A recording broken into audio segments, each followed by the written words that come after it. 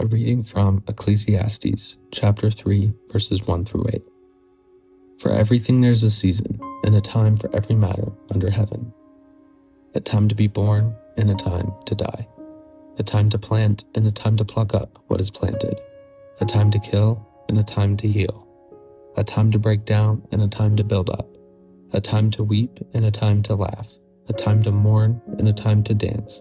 A time to throw away stones, and a time to gather stones together. A time to embrace, and a time to refrain from embracing. A time to seek, and a time to lose. A time to keep, and a time to throw away. A time to tear, and a time to sow. A time to keep silent, and a time to speak. A time to love, and a time to hate. A time for war, and a time for peace.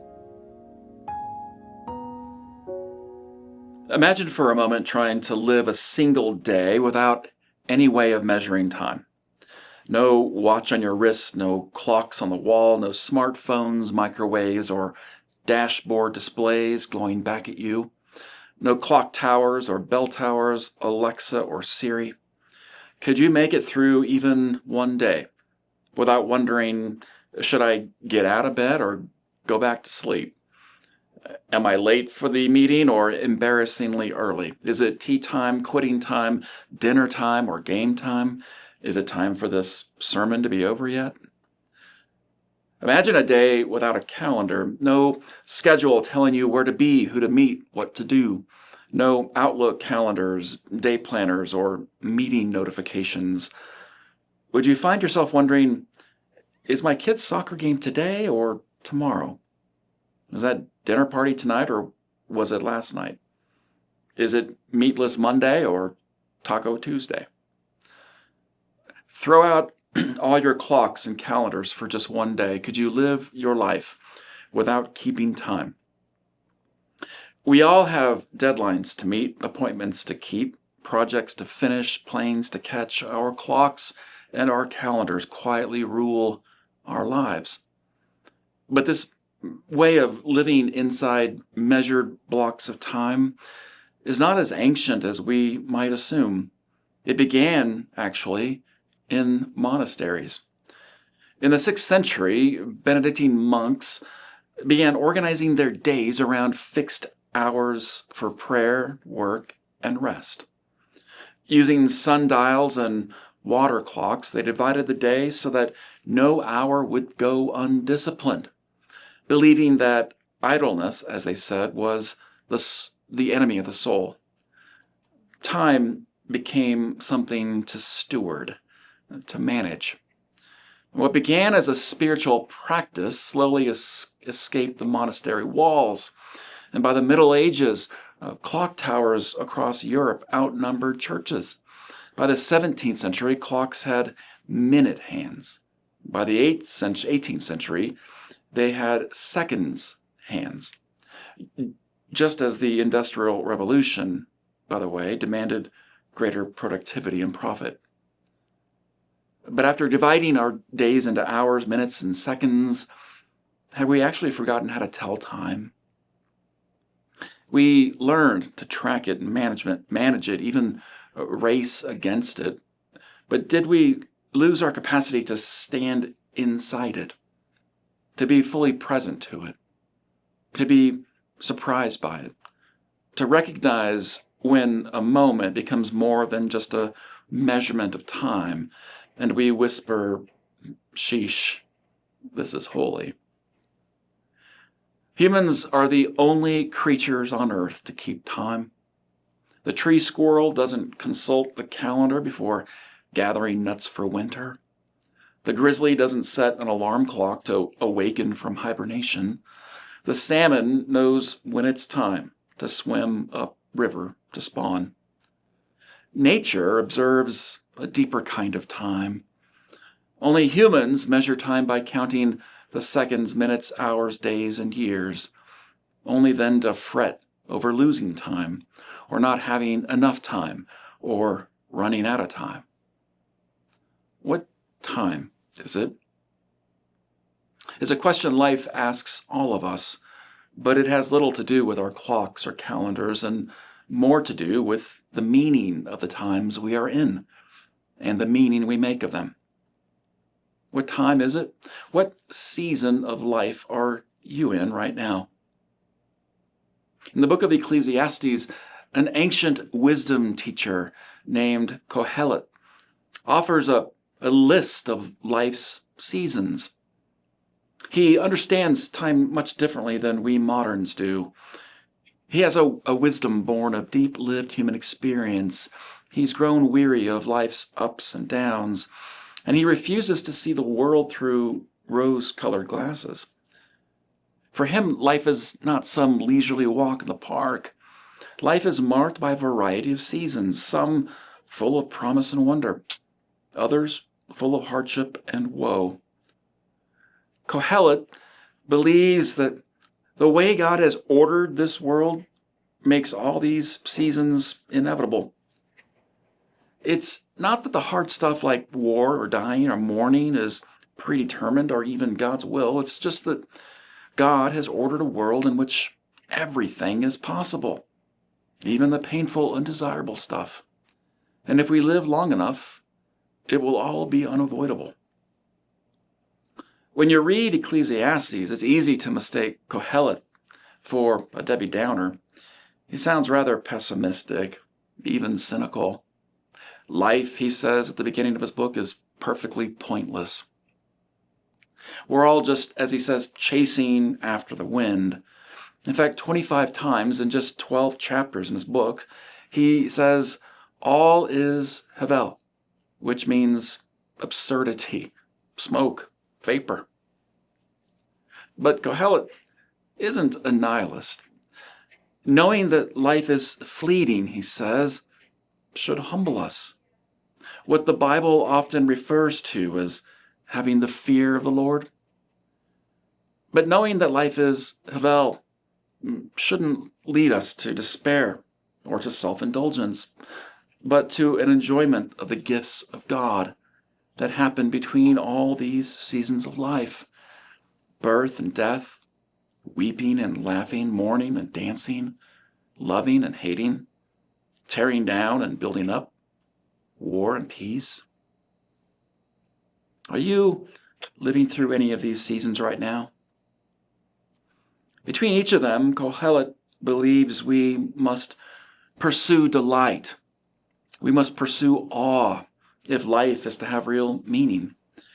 Through these experiences, we, he suggests, must look for something that transcends our usual frames of understanding, that humble us and force us to reorient our sense of self. Otherwise, life may just seem meaningless. A few experiences in life do this more powerfully than the first two that Kohelet lists in today's reading: birth and mortality, life and death, and of course the fragile continuity between them. Of all the experiences we are apt to encounter, people from every culture, tradition, and corner of the earth report that it's our experiences with birth and death that evoke some of the most powerful feelings of awe in humans. When we stand at the bedside of a newborn or gather at the graveside of the dead, we are confronted with our smallness in the face of forces we did not create and cannot control. Our egocentric assumptions about our self-importance are suddenly challenged, and our proud sense of mastery and permanence is overwhelmed. And we begin to see that we are merely participants in something immeasurably and infinitely larger than ourselves. Hold a newborn in your arms, and it will suddenly occur to you that you are not actually the center of the universe after all, that it's a beautiful miracle that you even got here in the first place, and that this new life is now expecting, even demanding something of you, something noble, generous, brave. Sit with the dying in their last moments, and you'll be struck by your compassion for their plight, your concern for their peace and comfort, your own impermanence and finitude, and your moral responsibility to live a good life. Such experiences can make us feel more connected to others. They can teach us to value relationships over status. They can open us to acts of kindness, generosity, duty, and responsibility. They can clarify for us the meaning of life, soften our ego, call us to live with more reverence and intention. Simply experiencing birth or death in others can serve as a threshold moment in our lives. That word threshold originates from the custom of threshing grain, that process of separating grain from its husks. And witnessing the birth and death of someone almost always presents a threshold opportunity for us, an invitation to leave something of ourselves behind, our old ways, habits, our patterns of acting or thinking, our old assumptions, expectations, excuses, or fears, our old identity that may no longer be serving us well. It issues a call to transformation. And the writer of Ecclesiastes, Kohelet, speaks to these natural thresholds of birth and death. And he invites us to imagine how we might live if we learned from them, if we were transformed by them, if we knew that life is fleeting and that we must work to find delight in it. What has birth and death taught you?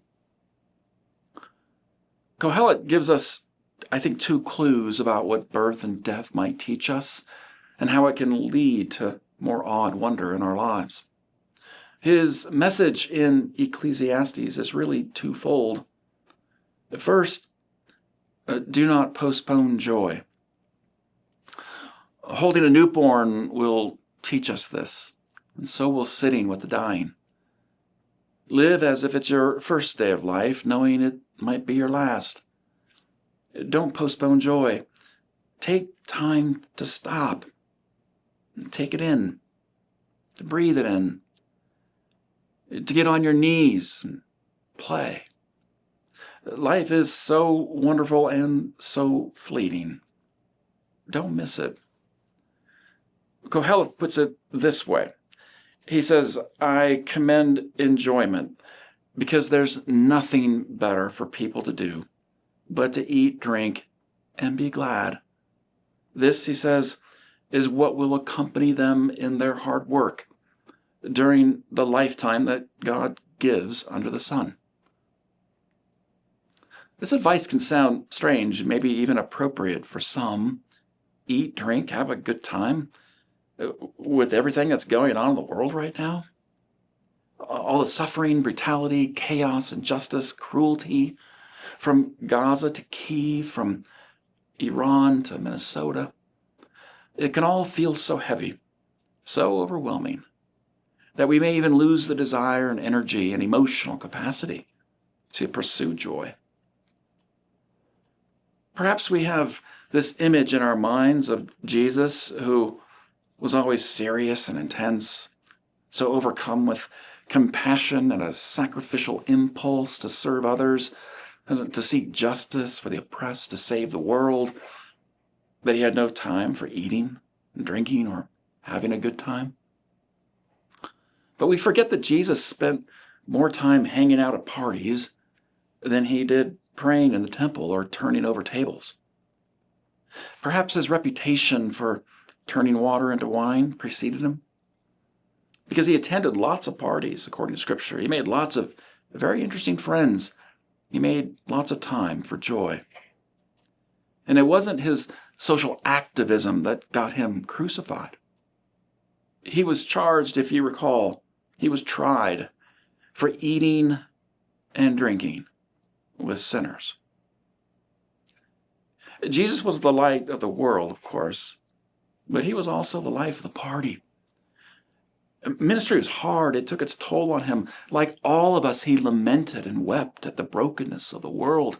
He felt outrage at the injustice in the world. But he refused to let it consume him. He sought out the gifts that Kohelet speaks of: good times, good food and good company. His mission to save the world didn't require him to postpone the joy of living with others.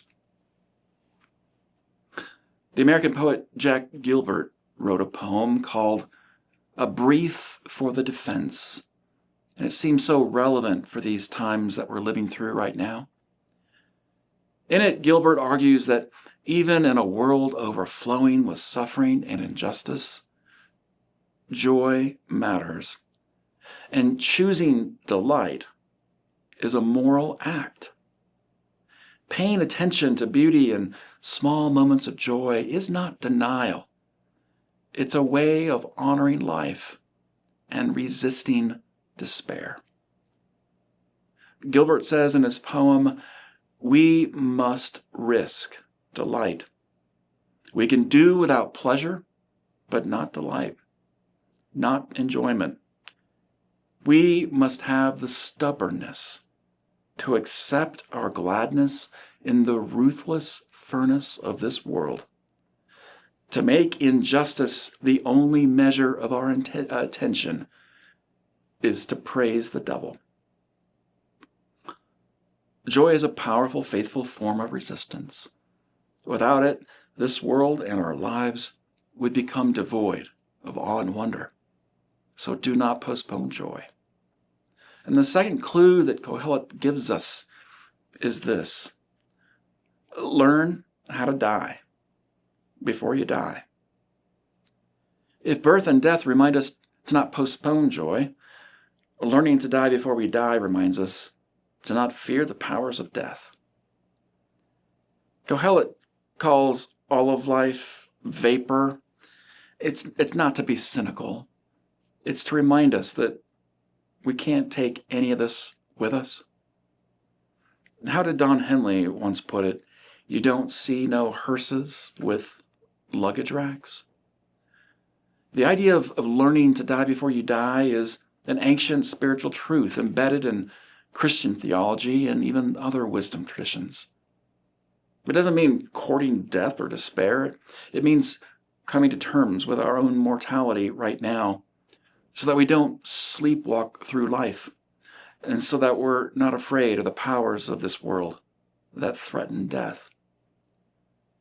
Learning to die before we die is about surrendering the ego, the gradual loosening of our illusions of control, permanence, self-importance.